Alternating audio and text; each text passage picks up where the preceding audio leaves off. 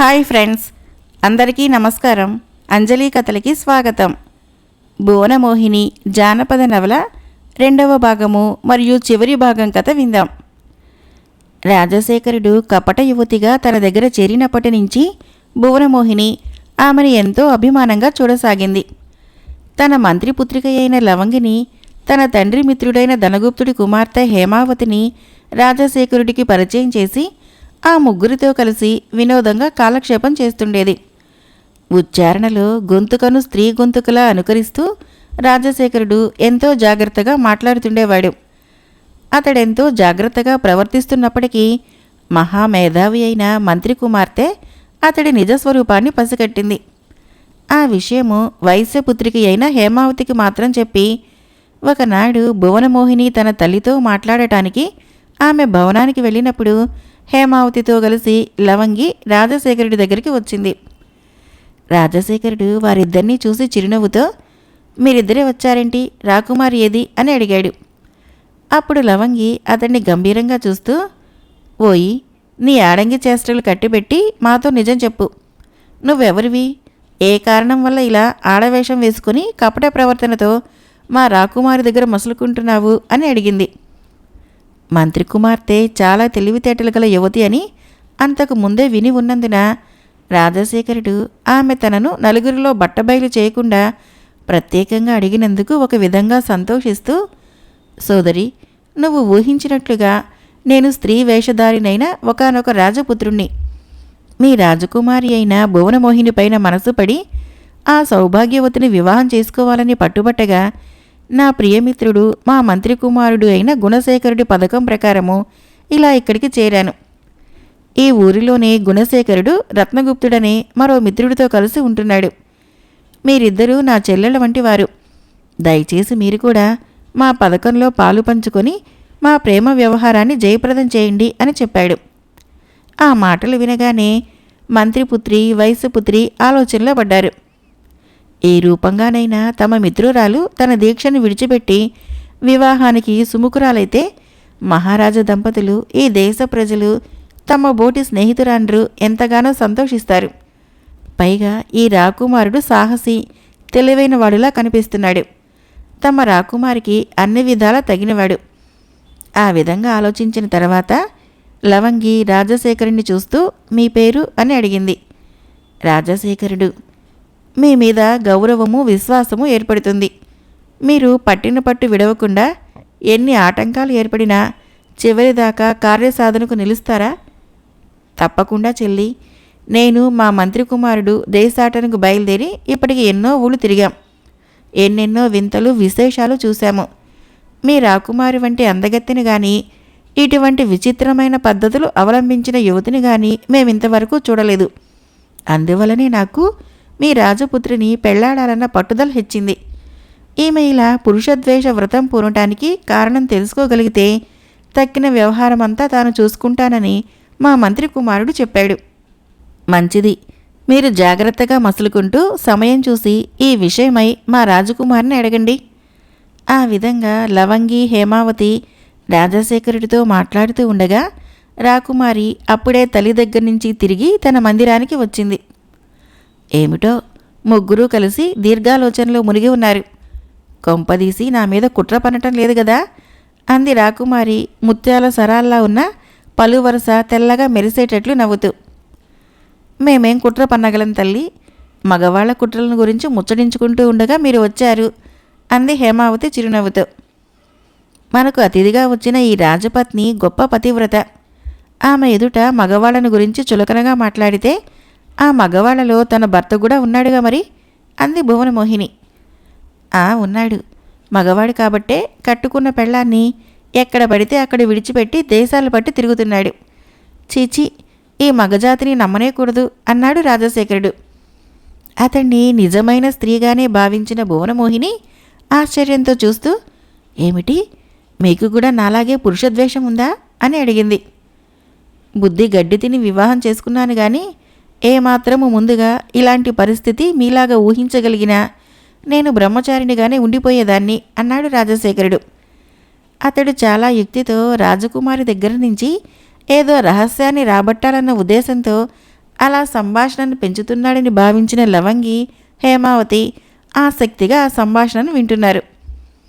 రాజపత్ని, నేను ముందుగా ఊహించి తెలుసుకోలేదు, అనుభవపూర్వకంగానే తెలుసుకున్నాను.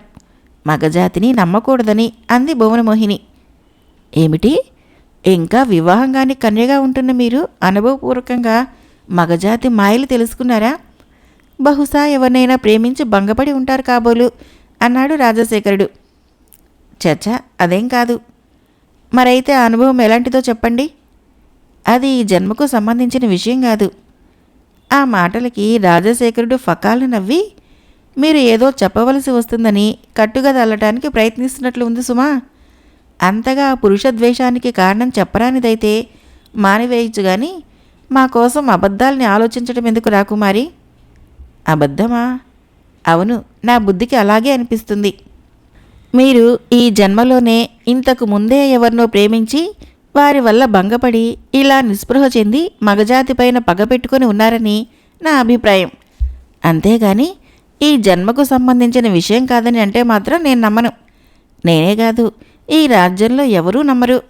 పోనీ చిన్నప్పటి నుంచి మీకు 6వ ప్రాణంగా మెలిగిన మీ స్నేహితురాండ్రైన ఈ మంత్రికుమారి, ఈ వైశ్యకుమారి నమ్ముతారేమో అడగండి. రాజశేఖరుడు తమ మీదకి ఆ వివాదంలో గల సాక్ష్యాన్ని ఎందుకు నెట్టాడో అర్థం చేసుకుంటూనే లవంగి, హేమావతి ఒకరి ముఖాలొకరు చూసుకుని చిన్నగా నవ్వుకున్నారు. లవంగి, మీకు కూడా వీరిలాగే నా మాటల మీద నమ్మకం లేదా అని అడిగింది భువనమోహిని లవంగిని, హేమావతిని చూస్తూ. యువరాణి, నాకు పూర్వజన్మల మీద వాటి జ్ఞాపకాల మీద నమ్మకం లేదు అంది లవంగి. అవురా అని ముక్కు మీద వేలేసుకుని భువనమోహిని హేమావతిని చూస్తూ, హేమ, నువ్వు కూడా అంతేనా అంది. అంతేనమ్మా. మీరు మగవారిని ద్వేషించడానికి కారణము ఈ జన్మలోనే ఎవరినో ప్రేమించి అంటూ ఉండగా రాకుమారి హేమావతి నెత్తి మీద చిన్న మొట్టికాయ వేసి, నీ మొహం, ముగ్గురు కూడబలుక్కున్నట్లు ఎంత చక్కగా మాట్లాడారే. హో, అయితే మీకెవరికి పూర్వజన్మల మీద వాటి జ్ఞాపకాల మీద ప్రభావాల మీద నమ్మకాలు లేవన్నమాట అని చిన్నగా నిట్టూర్చింది. పోనీ మీకు సంక్రమించిన ఆ పూర్వజన్మ విశేషమేమిటో, ఎందువల్ల మగజాతి మీద ఇలా విరోధం పూనారో అదైనా చెప్పండి, నమ్ముతాము అన్నాడు రాజశేఖరుడు. అవును యువరాణి, ఆ కారణం తెలుసుకోవాలని చాలా కుతూహలంగా ఉంది మాకు కూడా. దయచేసి వివరంగా చెప్పండమ్మా అంది లవంగి ఆసక్తిగా రాకుమారిని చూస్తూ. అవును, ఆ వృత్తాంతం పూర్తిగా చెబితేనే మేము నిక్షేపంగా నమ్ముతాము అంది హేమావతి కూడా. లవంగి, ఇంతవరకు నేను నా తల్లిదండ్రులకు కూడా చెప్పని రహస్యాన్ని ఇప్పుడు మీకు చెప్పక తప్పటం లేదు. వినండి. విన్న తర్వాత గత జన్మలో నాకు జరిగిన అన్యాయాన్ని అర్థం చేసుకుని మీరు కూడా నాలాగే కన్యలుగా ఉండి మీ జీవితాలను చరితార్థం చేసుకోండి అని భువనమోహిని ఇలా చెప్పడం ప్రారంభించింది. పూర్వము పంపా సరస్సు ఒడ్డున బ్రహ్మాండమైన ఓ మర్రి చెట్టు ఉండేది. ఆ చెట్టును నివాసం చేసుకుని దాని కొమ్మల నిండా గూళ్ళు కట్టుకొని ఎన్నో రకాల పక్షి జాతులు నివసిస్తూ ఉండేవి. ఆ మర్రి చెట్టు కొమ్మ మీదనే గూడు కట్టుకొని ఒక మగచిలుక, గోరువంక అన్యోన్యంగా కాపురం చేస్తుండేవి. గోరువంక ఎల్లవేళలా తన భర్తనే నమ్ముకొని పరాయి చిలుకల వైపు కన్నెత్తి కూడా చూడకుండా ఉండేది. మగచిలుక మాత్రము అందుబాటులో ఉన్న గోరువంకల వెంట విచ్చలవిడిగా తిరుగుతూ ఉండేది. అయినా గోరువంక బాధపడలేదు. ఇలా ఉండగా కొంతకాలానికి గోరువంక గుడ్లు పెట్టి 4 చిన్ని చిన్ని చిలకలను పొదిగింది. ఆ చిన్నారి చిలకల మీదే పంచప్రాణాలు పెట్టుకుని గోరువంక తన మగనిలో మార్పు వచ్చి తనను, తన సంతానాన్ని ప్రేమతో చూస్తాడేమోనన్న ఆశతో కాలం గడుపుతూ ఉండేది. కానీ మగచిలుక ధోరణి ఎంతమాత్రమూ మారలేదు. గోరువంకకి అది దుఃఖంగా పరిణమించి క్రమక్రమంగా మనోవ్యాధిగా మారింది. తల్లి నీరసించి ఆహారం సంపాదించలేకపోవడంతో చిన్ని చిలుకలు కూడా ఆకలితో తల్లడిల్లుతూ దీనంగా అరుస్తూ ఉండేవి. అప్పుడు కూడా మగచిలుక తన బాధ్యతను గుర్తించి భార్యాబిడ్డలకు ఆహారం తెచ్చి పెట్టాలన్న ధ్యాసే లేకుండా ఇతర గోరువంకతో కలిసి తిరుగుతూ ఉండేది. ఆ సమయంలో ఒకరోజు ముమ్మరంగా వర్షం ప్రారంభమైంది. దానికి తోడు గాలి కూడా ప్రచండంగా వీచసాగింది. అలా ఏకదాటిగా పట్టు విడవకుండా రాత్రింబౌళ్ళు కురవసాగింది. పంపానదిలో నీటి ఒత్తిడి క్రమంగా హెచ్చింది. పాత నీటికి కొత్త నీరు తోడు కావటంతో నదికి రెండు వైపులా గట్లు ఎగదన్ని ప్రవాహం ఉధృతం కాసాగింది.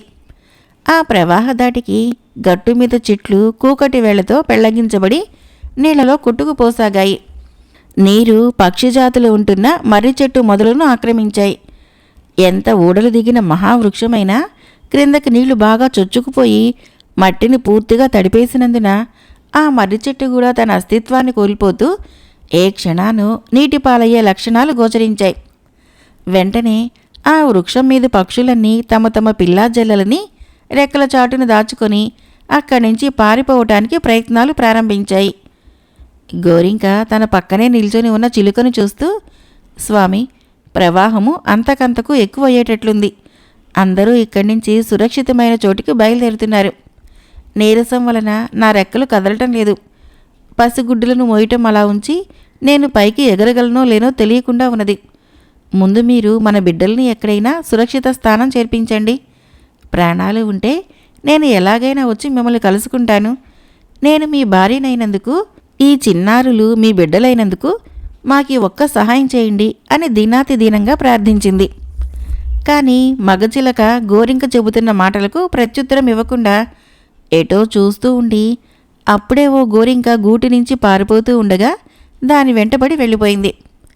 అటువంటి ఆపత్తులో కూడా భార్యాపిల్లల్ని గురించి ఆలోచించకుండా తన మానాన తను ఓ గోరువంక వెంబడిబడి వెళ్ళిపోతూ ఉన్న మగచిలకు బుద్ధికి అసహించుకుంటూనే గోరింక కళ్ళ వెంబడి బాష్పాలు రాలుతూ ఉండగా చిన్నారి చిలుకల వైపు చూసింది. ఆకలి బాధకు, చలికి, వర్షం దాటికి విలవిలలాడుతూ ఆ చిలుకలు తల్లి రెక్కల చాటుకు ఒదిగి ఒదిగి చేరుకుంటున్నాయి. కన్నీళ్లతో ఆ పిల్లలను చూస్తూ గోరువంక తన శక్తినంతా కూడా తీసుకుంది. మర్రి చెట్టు మీద పక్షులన్నీ అప్పటికే చాలా వరకు ఎక్కడెక్కడికో వెళ్ళిపోయాయి. ఏ క్షణాననో మర్రి చెట్టు ప్రవాహం దాటికి నేల కూలే క్షణాలు స్పష్టంగా కనిపిస్తున్నాయి. గోరువంక తన పిల్లల్ని తన కాళ్ళ మధ్యకు చేర్చుకొని చలికి గజగజలాడుతూనే రెక్కలను నెమ్మదిగా పురివిప్పుకొని ఆ మర్రి చెట్టు కొమ్మ మీది తన గూటి నుంచి కదిలింది. మర్రి చెట్టును విడిచిపెట్టి కొంత దూరం ప్రయాణించిందో లేదో ఆ గోరువంకకి కళ్ళు తిరగటం ప్రారంభించాయి. ఆ హడావిడిలో, అగమ్య గోచర పరిస్థితిలో తాను ఏ దిశగా ప్రయాణిస్తున్నది తెలియక ప్రవాహం వైపుగా వెళ్ళింది. క్రమంగా శరీరం బలహీనం కావటమో, రెక్కల్లో శక్తి క్షీణించటమో, కళ్ళు మసకలు కమ్మటమో ఒకదాని వెంట ఒకటి జరగటంతో గోరువంక కాళ్ల పట్టుగూడా సడలిపోవటం వలన చిన్నారి చిలుకలు ఒకదాని వెనుక ఒకటిగా నదిలో పడిపోయాయి. అప్పటికే పుట్టెడు దుఃఖంలో కుమిలిపోతున్న గోరువంక తన కళ్ళ ముందు తన బిడ్డలు ప్రవాహంలో పడిపోవటంతో జీవితం మీద విరక్తి చెంది తాను కూడా ఆ ప్రవాహంలోకి దూకి మృతి చెందింది. భువనమోహిని అంతవరకే గోరువంక కథ చెప్పి లవంగిని, కపట స్త్రీ వేషధారి అయిన రాజశేఖరుణ్ణి, హేమావతిని చూస్తూ, విన్నారుగా, పూర్వజన్మలో ఆ గోరువంకను నేనే. నా సుకృతం వల్ల ఈ జన్మలో రాజపుత్రికనై జన్మించాను. కానీ నాకు పూర్వజన్మ స్మృతి ఉండటం వలన గత జన్మలో పడిన బాధలు జ్ఞప్తికి వచ్చి ఈ జన్మలో వివాహం చేసుకోకూడదని నిర్ణయం చేసుకున్నాను అని ముగించింది. రాజశేఖరుడు చిన్నగా తల ఊగిస్తూ, అంతవరకు బాగానే ఉంది. వివాహం చేసుకోకూడదని అనుకున్నంత మాత్రాన పురుషులందరినీ అంతగా ద్వేషించడం దేనికి? అసలు వాళ్ళను చూడకూడదనే ప్రతిజ్ఞ ఎందుకు అని అడిగాడు. రాజపత్ని, దానికి కూడా కారణం ఉంది. కంటికి నచ్చిన మగవాడు ఎప్పుడైనా తటస్థపడితే నా మనస్సు చెలించవచ్చునేమోనన్న ఆలోచన కలిగింది నాకు.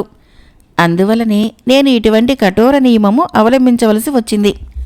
నా కోరిక ప్రకారమే నా తల్లిదండ్రులు ఈ విషయంలో ఎక్కువ బలవంతం చేయకుండా ఉన్నారు అంది భువనమోహిని.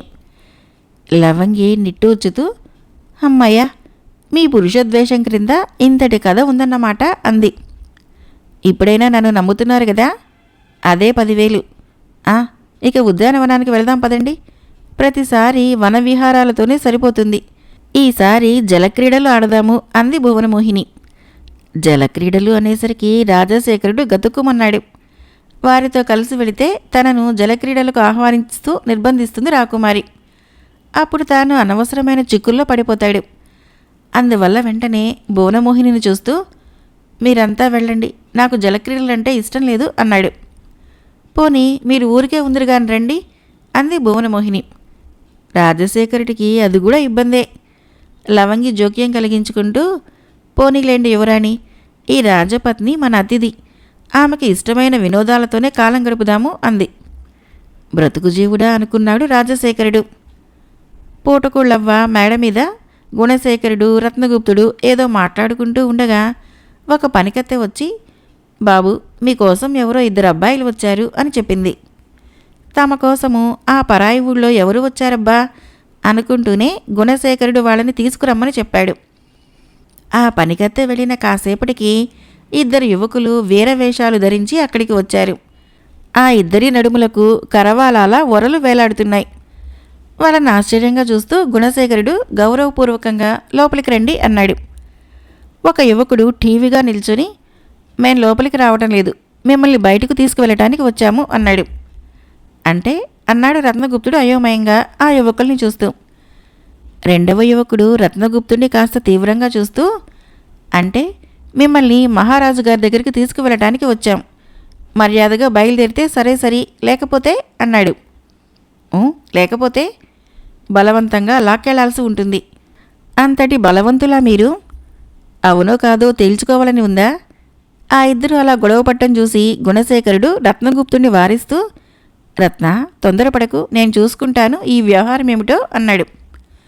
ఎవరు చూసుకునేది ఏం లేదు, మీ 2 మా నగరంలోకి అక్రమంగా ప్రవేశించి మా రాజుగారిని వంచిన అపరాధులని రుజువైంది. రాజాజ్ఞ ప్రకారము మిమ్మల్ని బంధించి తీసుకువెళ్ళటానికి వచ్చాము అన్నాడు మొదటి యువకుడు హుందాగా. మీ రాజుగారిని ఎలా వంచామని రుజువైంది అన్నాడు గుణశేఖరుడు తొణక్కుండా బెణక్కుండా. అవన్నీ మా మహారాజుగారి ఎదుటే బయటపడతాయి. అయినా అడిగావు కాబట్టి ఈ ఒక్క ప్రశ్నకి బదులు చెప్తాను.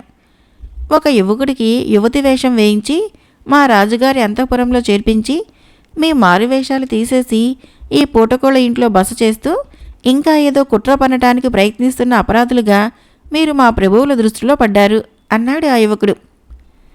గుణశేఖరుడు తల ఊగిస్తూ పాన్పు నుంచి లేచి, ఇంతకు మీరెవరో చెప్పనే లేదు అన్నాడు. ఎవరో అంటే అదే, ఈ ధర్మసేన మహారాజుగారి కొలువులో ఏం ఉద్యోగం చేసేవాళ్ళు అని. మేము మేము మేము నేర పరిశోధక శాఖకు సంబంధించిన వాళ్ళం. రహస్యంగా నగర సంచారం చేస్తూ మీ బోటి వాళ్ళని వెతికి పట్టుకోవటమే మా ఉద్యోగము అన్నాడు ఆ యువకుడు. ఆ యువకుడు అలా అనగానే గుణశేఖరుడు చిరునవ్వుతో ముందుకు నడిచి పక్కన బల్ల మీద ఉన్న తన కరవాలాన్ని వరరించి దూసి ఆ 2 ముందు జొలిపించాడు. వెంటనే ఆ 2 భయంతో 2 అడుగులు వెనక్కి వేశారు. రెండవ యువకుడు తెచ్చిపెట్టుకున్న గాంభీర్యాన్ని మర్చిపోయి కెవ్వు నరిచాడు. రత్నగుప్తుడు ఆశ్చర్యంగా ఆ యువకుని చూస్తూ, అరరే, ఆడగొంతుకులా ఉందే ఇంతకు అంటున్న రత్నగుప్తుడి భుజాన్ని ఎడంచేత్తో చరిచి ఆ యువకులిద్దరి దగ్గరికి వెళ్ళి పెట్టుడు మీసాల్ని లాగివేస్తూ, వీళ్ళిద్దరూ ఆడవాళ్లు, మగవేషాలతో వచ్చారు అని పకపక నవ్వసాగాడు గుణశేఖరుడు. మీసాలు పోగానే ఆ 2 తల మీద పాగాలను కూడా తొలగించారు. తుమ్మెద బారుల్లా నెగనెగలాడుతున్న కురులు క్రిందకి జారాయి. ఎవరమ్మా మీరు? ఇలా మగవేషాలు వేసుకుని ఎందుకింత నాటకం ఆడారు అన్నాడు రత్నగుప్తుడు చిరునవ్వుతో మొదటి యువతిని చూస్తూ. ఆ యువతి చిరునవ్వుతో తలదించుకుంటూ, మేము ఆడవాళ్ళమని మొట్టమొదటే గ్రహించిన మీ మంత్రిపుత్రులే చెప్పగలరు మేమెవరమో, ఎందుకు వచ్చుంటామో అంటూ రెండవ యువతి చేయి పట్టుకొని, లోపలికి పదహేమ్మా అని చొరవగా లోపలికి వచ్చింది.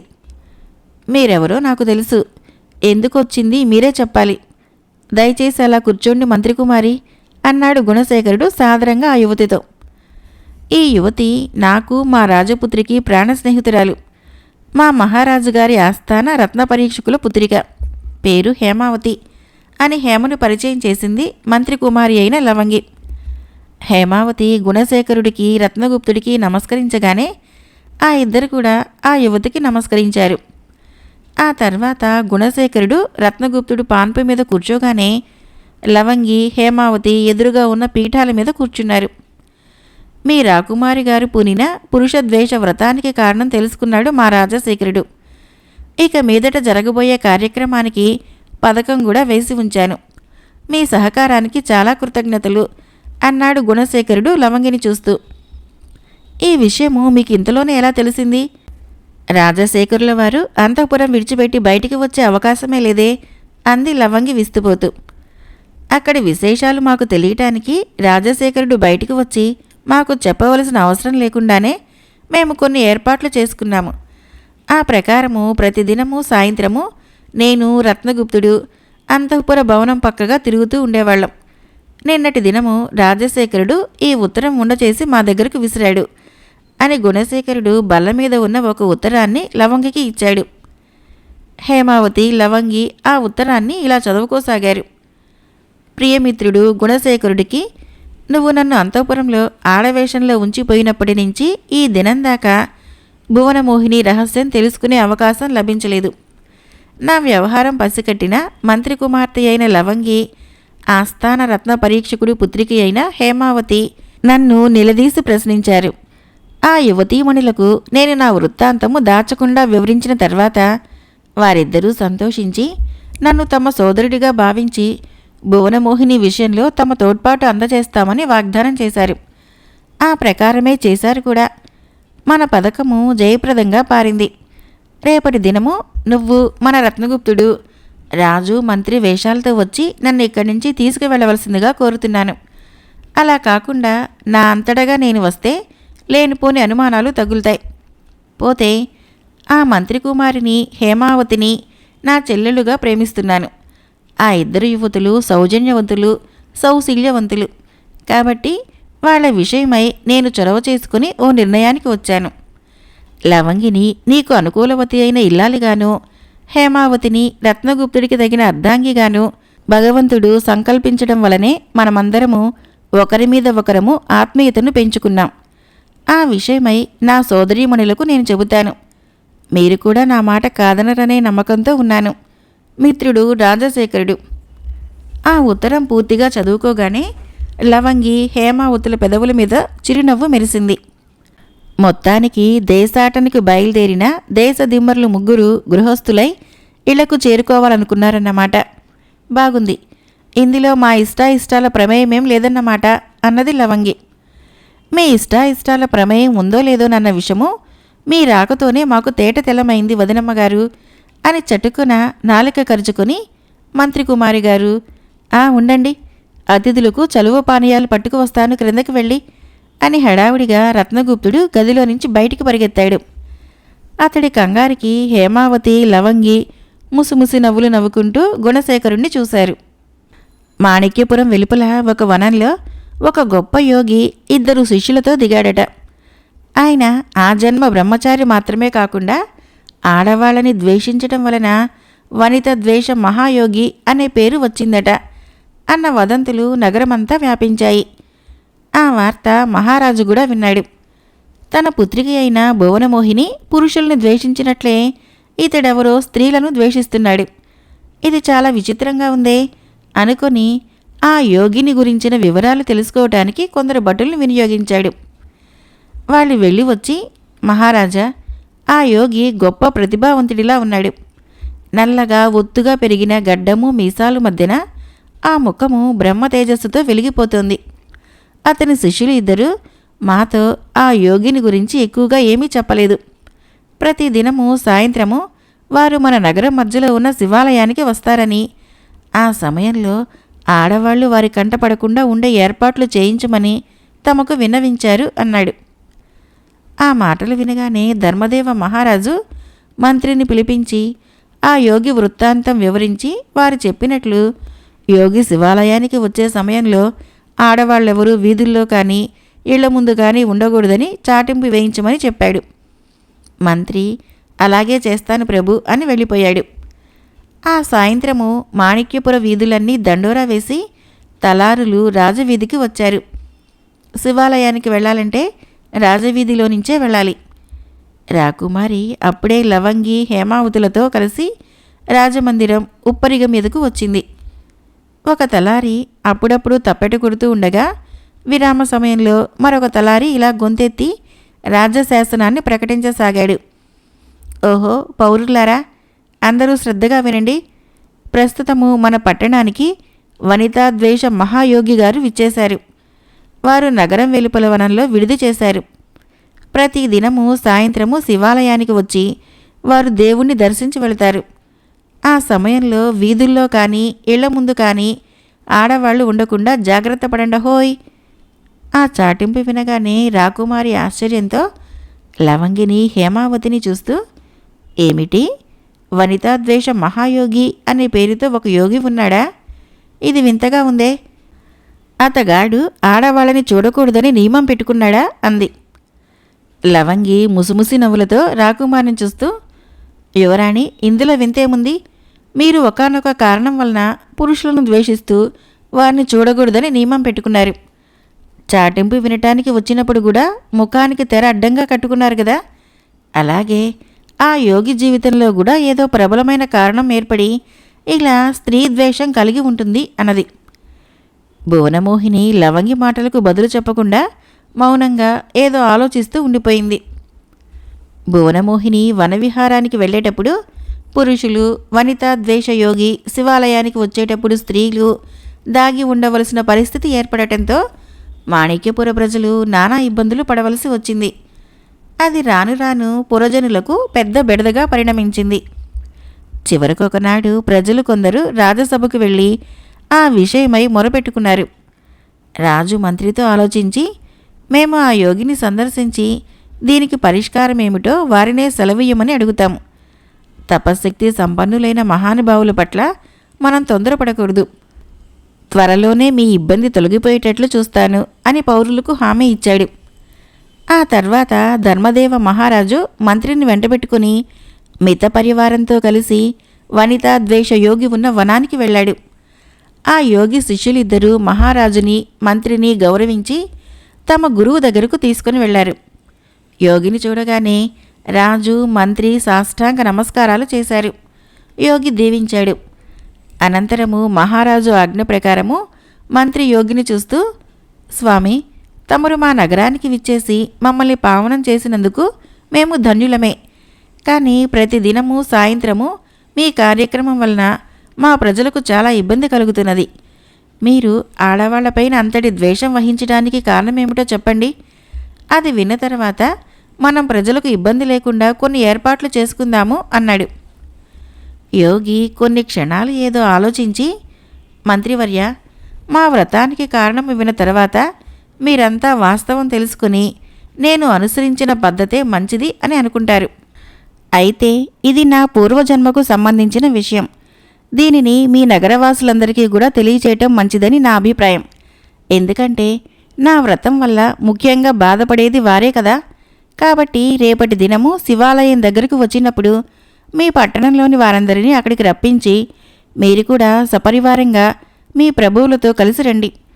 నేను ఆడవాళ్ళని చూడను కాబట్టి ఆడవాళ్ళు నా కంటపడకుండా ఏర్పాట్లు చేయండి. నేను చెప్పబోయే విషయము ఆడవాళ్ళు కూడా వినాలనుకుంటే వారికందరికీ మరుగుగా ఏర్పాటు చేయండి. నా కంటపడనంత వరకు వారు నా సమీపంలో ఉండి నేను చెప్పబోయే మాటలు వినటం వలన నాకు అభ్యంతరం ఏమీ లేదు అన్నాడు. అందుకు మహారాజు, మహామంత్రి అంగీకరించి అట్టి ఏర్పాట్లు చేయిస్తామని యోగికి చెప్పి యోగి ఆశీస్సులు తీసుకుని అక్కడి నుంచి వెళ్ళిపోయారు. వనితా ద్వేష మహాయోగి మాణిక్యపుర ప్రజల సమక్షంలో మహారాజు గారికి తాము ఆడవాళ్ళని ఎందుకు ద్వేషిస్తున్నారో, వాళ్లను చూడకూడదనే కఠోర నిర్ణయాన్ని ఎందుకు తీసుకున్నారో మొదలైన వివరాలన్నీ చెబుతారు. అయితే వారు ఆడవాళ్ళని చూడరు కాబట్టి ఆడవాళ్ళందరికీ ప్రత్యేకమైన స్థలం ఏర్పాటు చేయబడింది. తెర మరుగున ఉండి ఆడవాళ్లు కూడా స్వాముల వారి ఉపన్యాసం వినవచ్చు. ఆసక్తి కలిగిన వాళ్ళంతా సాయంకాలము శివాలయం దగ్గరికి రావచ్చును అన్న ప్రకటన మాణిక్యపురం నలుమూలలా వ్యాపించడంతో ప్రజలు తండోపతండాలుగా శివాలయం దగ్గరికి వచ్చి చేరారు. రాజభటులు వారందరినీ కూర్చోబెడుతూ కోలాహలం లేకుండా చూస్తున్నారు. శివాలయం ఎదుట ఉన్న విశాలమైన మైదాన ప్రదేశంలో ఆ సమావేశం ఏర్పాటు చేయబడింది. ఆలయం దగ్గరగా ధ్వజస్తంభం పక్కన అందమైన ఒక చిన్న వేదిక ఎదుట మహారాజు, మహామంత్రి, మరికొంతమంది పురప్రముఖులు, రాజోద్యోగులు కూర్చోవటానికి వారి వారి గౌరవాలకి తగినట్లు ఆసనాలు వేయబడి ఉన్నాయి. స్వాముల వారు అటువంటి విచిత్రమైన వ్రతాన్ని పూనటానికి గల కారణమేమిటో తెలుసుకోవాలని అంతకుముందే కుతూహలంగా ఉన్న పురప్రజలు నిర్ణయించబడిన సమయానికి అక్కడికి వచ్చి కుతూహలంగా స్వాముల వారి కోసం ఎదురు చూడసాగారు. ఆడవాళ్లంతా తమ కోసం ప్రత్యేకంగా ఏర్పాటు చేయబడ్డ తెర మరుగున కూర్చున్నారు. భువనమోహిని తన చెలికెత్తల ద్వారా పై విశేషాలన్నీ తెలుసుకుని తను కూడా ఆ సమావేశంలో పాల్గొంటానని తండ్రికి వార్త పంపించింది. మహారాజు ఆ విధంగానైనా తన పుత్రికలో ఏదైనా మార్పు వస్తుందేమోనన్న ఆశతో సంతోషిస్తూ రాకుమారి ఆమె చెలికత్తెలు ఆలయం దగ్గర సమావేశంలో పాల్గొనటానికి అనుకూలమైన ఏర్పాట్లు చేయించాడు. పురస్త్రీల కోసము ఏర్పాటు చేయబడ్డ చోటునే ఒక చిన్న అందమైన శిబిరం వేయించి అందులో రత్నకంబళాలు పరిపించాడు. రాకుమారి పల్లకి ఎక్కి వచ్చి సరాసరి ఆ శిబిరంలోకి ప్రవేశించింది. లోపలికి వెళ్ళి రత్నకంబళ మీద కూర్చున్న కొద్దిసేపటికే లవంగి, హేమావతి కూడా అక్కడికి వచ్చి రాకుమారి ఎదుట కూర్చున్నారు. లవంగి, ఆ యోగిని నువ్వు, హేమ చూడవచ్చుగా. నాతో మీరు కూడా ఈ తెర మరుగు ఎందుకు? పురస్త్రీల కోసం ఏర్పాటు చేయబడ్డ శిబిరంలో కూర్చుంటే యోగికి ఆడవాళ్ళెవరూ కనిపించరట గాని ఆడవాళ్ళకి మాత్రము యోగి కనిపిస్తాడట అంది రాకుమారి చిరునవ్వుతో లవంగిని చూస్తూ. మనం చేసుకున్న నిర్ణయాల్లో ఏదైనా ఉంటుంది కానీ చూడటంలో వినటంలో ఏముంటుందమ్మా? అయినా మీరు మగవాళ్ళని ద్వేషించడమో ఆ యోగి ఆడవాళ్ళని ద్వేషించడమో సృష్టికే విరుద్ధమైన పని. మీ పూర్వజన్మలో ఏదో జరిగిందని ఈ జన్మలో ఒక్క నీ తల్లిదండ్రులనే కాకుండా రాజోద్యోగులని, ప్రజల్ని అందరినీ బాధపెడుతున్నారు కదా అంది లవంగి యుక్తియుక్తంగా. భువనమోహిని కాస్త చిరాకుగా లవంగిని చూస్తూ, లవంగి, అనవసర ప్రసంగం చేయవద్దు. నా మనసుకు తోచింది నేను చేస్తాను గాని ఒకరిని బాధ పెట్టాలన్న ఉద్దేశము నాకెన్నడూ లేదు. అందరూ నన్ను గురించి ఆవేదన చెందితే దానికి నేనేం చేయగలను అంది. ఏం చేయగలరో కాస్త దూరదృష్టితో ఆలోచిస్తే తెలుస్తుంది. ఆశ్రయం లేకపోతే లతలు, వనితలు శోభించరు అన్న మాట ఊరికే పుట్టలేదు అంది హేమావతి రాకుమారిని చూస్తూ. భువనమోహిని కోపాన్ని తమాయించుకొని చిరునవ్వుతో వాళ్ళని చూస్తూ, మీరు ఇక్కడికి వచ్చింది ఆ యోగి చెప్పే మాటలు వినటానికా లేక నాకు నీతులు బోధించడానికా? ఇద్దరూ పనిగట్టుకొని అదే పనిగా మొదలుపెట్టారే అంది. ఆ మాత్రమైన ఆమెలో ఒక విధమైన అభిప్రాయం కలిగించామన్న సంతృప్తితో లవంగి అంతటితో ఆ ప్రసక్తి విడిచిపెట్టి మరో విషయాన్ని కదిపి మాట్లాడటం మొదలుపెట్టింది. ఇంతలో వనితా ద్వేష మహాయోగి గారు సమావేశానికి విచ్చేస్తున్నారు. అందరూ నిశ్శబ్దంగా ఉండండి అన్న రాజభటుల హెచ్చరికలు ఆ సమావేశము నలుమూలల నుంచి వినిపించాయి. రాకుమారి, లవంగి, హేమావతి, తక్కిన చెలికత్తెలు మౌనంగా ఉండిపోయారు. వనితా ద్వేషయోగి ఏం చెబుతాడోనన్న కుతూహలంతో రాకుమారి ఆత్రంగా అతడి మాటల కోసము నిరీక్షించసాగింది. ప్రియమైన మాణిక్యపుర ప్రజల్లారా, మీ మహారాజు గారి ఆహ్వానం అందుకొని ఈనాడు ఇక్కడ తలవని తలంపుగా మిమ్మల్ని కలుసుకోవటము మాకెంతో ఆనందంగా ఉంది. సహజంగా ఏర్పడే కుతూహలం కొద్దీ మీరంతా నేను చెప్పబోయే మాటల కోసం ఎదురు చూస్తూ ఉంటారని నాకు తెలుసు. నేను ఆడవాళ్ళని చూడకూడదని నియమం పెట్టుకొని ఉన్నందున నగరాల్లో కానీ పల్లెల్లో కానీ నేను నివసించను. ఇక నా వృత్తాంతం వినండి. ఆడవాళ్ళ మీద ద్వేషము నాకు ఊహ తెలిసినప్పటి నుంచి ఏర్పడింది. నేను ఒకానొక రాజవంశానికి చెందినవాడిని. కానీ నా పూర్వజన్మలో జరిగిన కొన్ని సంఘటనలు నాకు ఈ జన్మలో జ్ఞప్తికి వచ్చినందువలనే ఈ విధంగా ఆడవాళ్ల పట్ల విముఖుడినై సన్యాసయాగం స్వీకరించాను. ఎప్పుడైతే సంసార బంధాలకు మూలకారకులైన స్త్రీని ద్వేషించానో అప్పుడే నాకు విరక్తి కూడా కలిగింది. మా దేశంలో ఉండే నా తల్లిదండ్రులు, మా మంత్రి మొదలైన వారంతా నన్ను మళ్ళీ ఆ నరకకూపంలోకి లాగివేయటానికి ప్రయత్నిస్తారేమోనన్న భయంతో నేను ఇలా చాలా దూరదేశానికి వచ్చాను.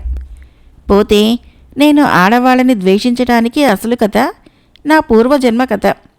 దానిని వింటే మీ మనసులో నా మీద విచిత్ర భావం తొలగిపోతుంది. వినండి. పూర్వజన్మలో నేనొక చిలుకను. పంపా నదీ తీరంలో ఉన్న ఒక మర్రి చెట్టు మీద ఎన్నో రకాల పక్షి జాతులతో పాటు నేను కూడా ఒక కొమ్మ మీద గూడుగట్టుకొని నా భార్యతో కాపురం చేస్తూ ఉండేవాడిని. ఈ జన్మలో నేను దాంపత్య జీవితాలకు సంబంధించిన కొన్ని మాటలని పూర్వపు రోజుల్లో వింటుండేవాడిని.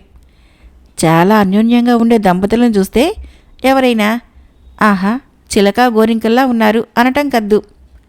మొదట్లో మా ఇద్దరి దాంపత్యం కూడా అలాగే ఉండేది. కానీ క్రమక్రమంగా నా భార్యకు దుర్బుద్ధి ఏర్పడి అడ్డమైన చిలుకలతో విచ్చలవిడిగా తిరగటం మొదలుపెట్టింది.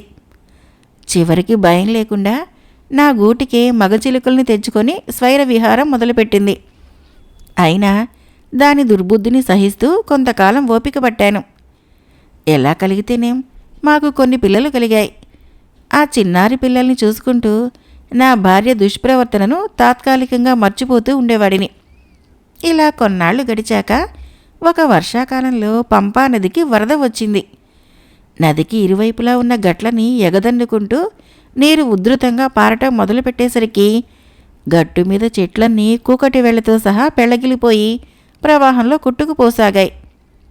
అంతకంతకు ప్రవాహం హెచ్చి మేము ఉన్న మర్రి చెట్టును కూడా కూకోటి వేళ్లతో కూలద్రోయటం ప్రారంభించింది. అప్పుడు ఆ మర్రి చెట్టు మీద ఉన్న పక్షులన్నీ పిల్లా పాపలతో అక్కడి నుంచి పారిపోసాగాయి. ఆ పరిస్థితుల్లో నాకు ఆరోగ్యం సరిగ్గా లేదు. శరీరము బాగా నీరసించి ఉంది. నేను నా భార్యను చూస్తూ, నువ్వు పిల్లల్ని తీసుకుని బయలుదేరు, నేను కూడా నీ వెంటనే వస్తాను, అందరితో పాటు ఎక్కడికైనా వెళదాము అన్నాను. ఆ మాటలకి నా భార్య విసుక్కుంటూ, ఈ జంజాటంతో ఎక్కడికో వెళ్ళటం కంటే ఇక్కడే పడి చావటం మేలు అంది నిర్లక్ష్యంగా. అది ప్రాణాపాయ సమయం కాబట్టి పిల్లల్ని ఎక్కడికైనా తీసుకువెళ్ళి కాపాడమని భార్యను బ్రతిమలాడాను. కానీ అది మొదటే చేసుకున్న ఏర్పాటు ప్రకారము అప్పుడే అక్కడికి వచ్చిన ఒక మగచిలుక వెంట వెళ్ళిపోయింది. శరీరంలోని నీరసాన్ని ఎదిర్చి శక్తినంతా కూడగట్టుకొని నేను చలికి గజగజలాడుతున్న నా పిల్లల్ని కాళ్లతో కరుచుకొని ఆ జడివానలో పైకి ఎగిరాను. కళ్ళు మసకలు కమ్ముతూ ఉండగా ఎటు వెళుతున్నది తెలియక నేను ప్రవాహం వైపుగా ప్రయాణించడం కొనసాగించాను. ఆ పొరపాటు కొద్దిసేపట్లోనే అర్థమైంది నాకు. కళ్ళు తిరుగుతూ ఉండగా క్రిందకి చూసేసరికి భయంకరమైన మృత్యుముఖంలా ప్రవాహం కనిపించింది. అంతే, పసిపిల్లల్ని కాపాడుకోలేని అసమర్థుణ్ణి అయ్యానే అని వాపోతూ నేను మరికొన్ని క్షణాల్లోనే బిడ్డలతో క్రిందపడి ఆ ప్రవాహానికి ఆహుతి అయ్యాను. అయ్యల్లారా, ఇది నా పూర్వజన్మ వృత్తాంతం. ఆ సంగతులన్నీ నాకు ఈ జన్మలో స్పష్టంగా జ్ఞాపకం ఉన్నందున గతంలో స్త్రీ మూలంగా నేను పడ్డ బాధలన్నీ నన్ను మార్చివేశాయి. ఏ జాతిలోనైనా ఈ ఆడవాళ్ల బుద్ధి చపలమైనదని, ఆడవాళ్ల సాంగత్యంతో లేనిపోని చిక్కులను కొని తెచ్చుకోవటం వివేకం కాదు అని నిర్ణయించుకున్నాను. అందువల్లే వాళ్ళని చూడకూడదని నియమం పెట్టుకున్నాను. అప్పటి నుంచి విరక్తితో తపస్సు మీదకి మనసును లగ్నం చేశాను. ఆ విధంగా వనితాద్వేషి తన స్త్రీ ద్వేషానికి గల కారణాన్ని చెప్పగానే అక్కడి వారంతా అంతసేపటి నుంచి ఆ మాటలు వింటూ ఆశ్చర్యపోసాగారు. మహారాజు, మంత్రి మొదలైన వారంతా అతని ప్రసంగం పూర్తిగా విన్న తర్వాత ఇంత చిన్న వయసులో ఇంత కఠోర వ్రతాన్ని అతడు అవలంబించడానికి సరైన కారణం ఉందని భావించారు. అదే సమయంలో ప్రత్యేక గుడారం నుంచి భువనమోహిని నిప్పులు కక్కుతున్న చూపులతో యోగిని చూస్తూ తాను రాకుమారినన్న విషయము, మగవాళ్ళని చూడకూడదనుకున్న నియమాన్ని విస్మరించి అందరూ శిలాప్రతిమల్లా విస్తుపోతూ ఉండగా చెరచెర అక్కడికి వచ్చి, ఏమిటి, నువ్వు నా బిడ్డలతో కలిసి ఆ ప్రవాహంలో పడిపోయావా? దిక్కు ముక్కు లేని పరిస్థితిలో చావు బతుకుల్లో ఉన్న నన్ను విడిచిపెట్టి వెళ్ళింది నువ్వు కాదు. అడ్డమైన తప్పుడు పనులన్నీ చేసి ప్రవాహం దాటికి మర్రి చెట్టు కూలుతూ ఉండగా ఓ గోరింకను తోడు చేసుకుని వెళ్ళిపోయింది నువ్వు కాదు. పోయిన జన్మలో నువ్వు చేసినవన్నీ కప్పిపుచ్చి వాటిని ఇలా నా మీదకు నెడుతున్నావా? చిచి, మనిషి జన్మ ఎత్తిన తర్వాత కూడా నువ్వు నీ పూర్వజన్మ బుద్ధిని పోనిచ్చుకోలేదు అంది తీవ్రంగా. హఠాత్తుగా గాలివాన వచ్చి వెలిసినట్లుగా కాగా అక్కడి వారందరికీ రాకుమారి ప్రవర్తన వింతగా కనిపించింది. మగవాళ్ళని చూడకూడదని పెట్టుకున్న ఆ నియమం ఏమైందో ఆమెకే తెలియని ఆవేశము అలా ఉప్పెనలా ఎందుకు ముంచుకు వచ్చిందో ఎవరికీ అర్థం కాలేదు.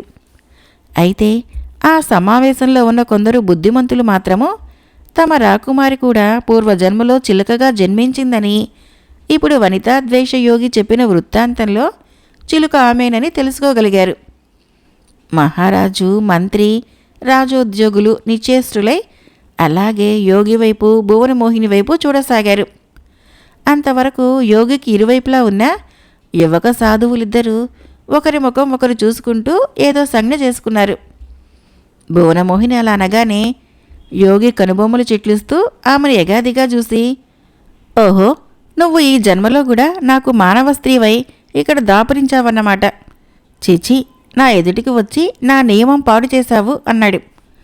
కాదు, నువ్వే వచ్చి నా నియమం పాడు చేశావు. మనం చిలక గోరింక దంపతులుగా ఉండగా చేసిన అక్రమాలన్నీ నీకు సంబంధించినవే. వీళ్ళందరి ఎదుట గొప్పలు చెప్పుకుంటున్నావు. అసలు మీ మగవాళ్ళ బుద్ధులే ఇంత అంది భువనమోహిని. కాదు, ఆడవాళ్ల బుద్ధులే అంత.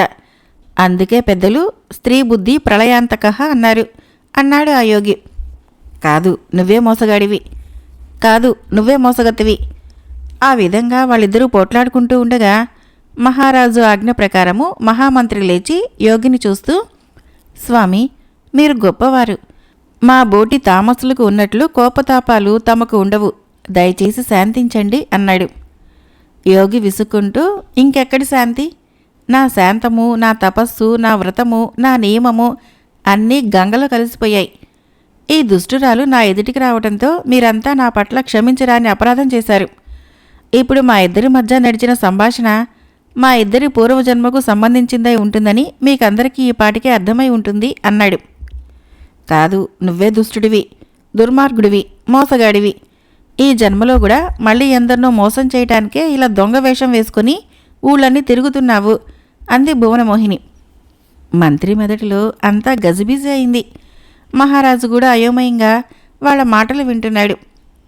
అయితే తన పుత్రిక సామాన్య స్త్రీలా అంతమందిలో అలా మాట్లాడటము ఆయనకు ఒకవైపు బాధగానే ఉంది. కానీ ఆ పరిస్థితుల్లో ఏం చేయటానికి పాలుపోక అలాగే మౌనం వహించాడు. అప్పుడు యోగి శిష్యులలో ఒక శిష్యుడు మంత్రి దగ్గరికి వచ్చి మెల్లగా ఇలా అన్నాడు. మహామంత్రి, వీళ్ళిద్దరి పూర్వజన్మల విషయాలు వీళ్ళిద్దరికీ తప్ప మనకు తెలియవు. కాబట్టి ఎవరు మంచివారో ఎవరు చెడ్డవారో తెలుసుకోవాలనుకుంటే ఈ జన్మలో మళ్ళీ భార్యాభర్తలు కావాల్సిందే. అలా జరిగితే మీకు ఒక సమస్య తీరిపోతుంది కదా అన్నాడు. మంత్రికి ఆ సూచన అద్భుతంగా తోచింది. వెంటనే మహారాజుతో ఆ విషయం చెప్పి ఆయన అనుమతి తీసుకొని భువనమోహిని దగ్గరికి వచ్చాడు.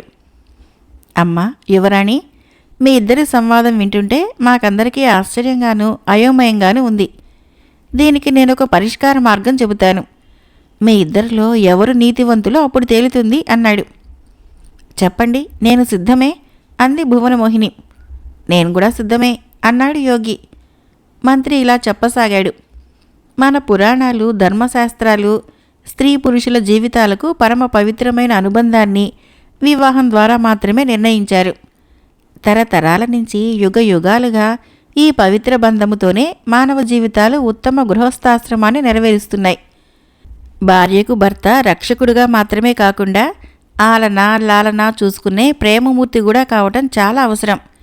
ఇది కొన్ని పక్షి విశేషాలలో కూడా సాధ్యమే. ఉదాహరణకి మీరిద్దరూ ఇప్పుడు చెప్పిన మీ పూర్వజన్మ కథలే నిదర్శనం.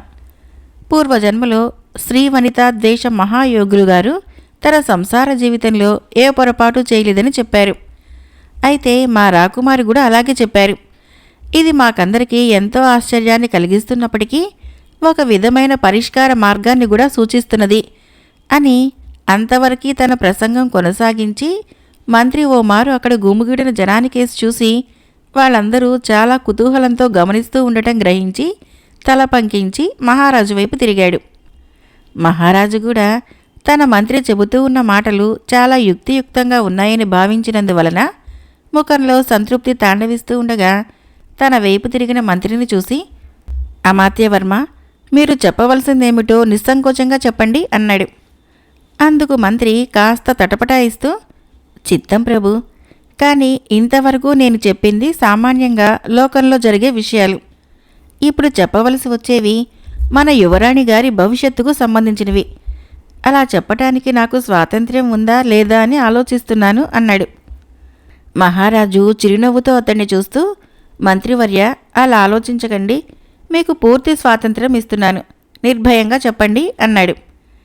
ప్రజలు మరింత కుతూహలంతో వింటూ ఉండగా మంత్రి ఇలా చెప్పసాగాడు. మళ్ళీ పూర్వజన్మలోని మీ వివరాలు మీ ఇద్దరికే తప్ప మాకెవరికీ తెలియవు. ఆ జన్మలో మీ చర్యలను చూసిన సాక్షులు లేరు. కాబట్టి ఈ జన్మలో కూడా మీరు దంపతులుగా వ్యవహరిస్తే అప్పుడు తేలుతుంది మీ ఇద్దరిలో ఎవరు నీతివంతులో అన్నాడు. ఆ సమావేశంలో పాల్గొన్న ప్రజలందరూ కూడా హర్షధ్వానాలు చేస్తూ అవును, మంత్రిగారు చెప్పిందే బాగుంది. మహారాజు గారు కూడా దీనికి అంగీకరించాలి అన్నారు. భువనమోహినిలో స్త్రీత్వము క్రమక్రమంగా మేల్కొనసాగింది. ఊహ వచ్చిన తర్వాత ఆమె మగవాళ్ళని చూడలేదు. పైగా అపూర్వమైన సౌందర్యంతో ఉన్న యోగి ఆమె మనస్సును ఆకర్షించాడు. అదీగాక అతడు పూర్వజన్మలో తన భర్తే. పోనీ మంత్రిగారి మాట ప్రకారం అతన్ని పెళ్లి చేసుకుంటే? ఆ విధంగా ఆలోచిస్తున్న కొద్దీ ఆమెలో యోగి రూపము విశ్వరూపంలా పెరిగిపోసాగింది. పూర్వజన్మలో తాను గోరింకగా ఉన్న రోజుల్లో కష్టాలకు ముందు అనుభవించిన సుఖాలు జ్ఞప్తికి వచ్చాయి. వెంటనే సిగ్గుతో తలవాల్చుకుంటూ, మీ ఇష్టము, నాన్నగారి ఇష్టము అని అప్పుడే తన దగ్గరికి వచ్చిన లవంగితో హేమావతితో కలిసి పల్లకి దగ్గరికి నడిచింది. భువనమోహిని నిర్ణయం విన్న ప్రజలు ఆనందంతో కేరింతలు కొడుతూ ఉండగానే ఆమె పల్లకి ఎక్కి అంతఃపురానికి వెళ్ళిపోయింది. స్వామి, మీరు కూడా రాజవంశానికే చెందినవారు కాబట్టి మా రాజపుత్రుని పెళ్లాడటానికి అంగీకరించండి అన్నాడు మంత్రి యోగిని చూస్తూ. మహామంత్రి, ఈమె పూర్వజన్మలో నా భార్య కదా, మీ మాటను ఎందుకు కాదంటాను? అదీగాక స్త్రీ కంటబడిన తర్వాత నా నియమం కూడా చెడిపోయింది అన్నాడు. మహారాజు ఆనందిస్తూ తన కూతుర్ని ఆ యోగికిచ్చి పెళ్లి చేయబోతున్నట్లు అక్కడే ప్రకటించాడు. ఆ తర్వాత ప్రజలంతా సంతోషంతో ఇళ్లకు వెళ్ళిపోగానే మహారాజు యోగిని శిష్యుల్ని కూడా తన వెంట రాజభవనానికి తీసుకుని వెళ్ళాడు. విడిదిలో ఒక శిష్యుడు మహారాజును చూస్తూ, మహారాజా, మీకు సంతోషం కలిగించే విషయంలో నేను కొన్ని వేషాలు, మోసాలు చేయవలసి వచ్చింది. నేను నిజమైన యోగి శిష్యుని కాదు, విరించీపుర మహామంత్రి కుమారుణ్ణి. నా పేరు గుణశేఖరుడు. నేను నా మిత్రుడైన రాజశేఖరుడు దేశాటనకు బయలుదేరాము అని అంతవరకు యోగి శిష్యుడిగా వ్యవహరించిన గుణశేఖరుడు జరిగిన వృత్తాంతమంతా విపులంగా ధర్మదేవ మహారాజుకు చెప్పి, యోగి వేషంలో ఉన్న మా రాజకుమారుడు గొప్ప అదృష్టవంతుడు కాబట్టి మీ వంటి ధర్మాత్ముడైన మహారాజుకి అల్లుడు కాగలిగాడు అన్నాడు. మహారాజు అంతా విన్నాక అతడి బుద్ధి చాతుర్యానికి మెచ్చుకుంటూ, గుణశేఖర, మంత్రి కుమారుడివైనందుకు నీ మేధాశక్తిని ప్రదర్శించి నీ ప్రభు కుమారుడి కోరికను తీర్చావు. మమ్మల్నందరినీ బాధిస్తున్న నా పుత్రిక వివాహ సమస్యను పరిష్కరించావు. నువ్వు రత్నగుప్తుడు కూడా ఈ శుభ సందర్భంలో గృహస్థులు కావాలన్నది నా అభిప్రాయము అన్నాడు. మాణిక్యపురంలో ప్రజలు తమ తమ ఇళ్లలో పండుగలు జరుపుకున్నట్లు వేడుకలు జరుపుకున్నారు. పురుషులను ద్వేషించే తమ రాకుమారికి వనితలను ద్వేషించే ఒక రాజవంశీయుడైన యువకుడితో వివాహం జరుగుతుందన్న విషయమే వాళ్లకు తెలుసును గాని భువనమోహిని విషయంలో గుణశేఖరుడు పన్నిన తంత్రము ఎవరికీ తెలీదు. విరించీపుర రాజ్యం నుంచి రాజశేఖర, గుణశేఖరుల తల్లిదండ్రులు సపరివారంగా మాణిక్యపురానికి వచ్చారు. రత్నగుప్తుడి తల్లిదండ్రులు కూడా వచ్చారు. ధర్మదేవ మహారాజు ఒక శుభముహూర్తంలో రాజశేఖరుడికి భువనమోహినికి, గుణశేఖరుడికి లవంగిని, రత్నగుప్తుడికి హేమావతిని ఇచ్చి వైభవంగా వివాహం జరిపించాడు. భువనమోహిని జానపద నవల సమాప్తం. ఫ్రెండ్స్, నా కథలు నచ్చినట్లయితే మన ఛానల్ని తప్పకుండా సబ్స్క్రైబ్ చేయండి, లైక్ చేయండి, షేర్ చేయండి, కామెంట్ చేయండి. Thank you.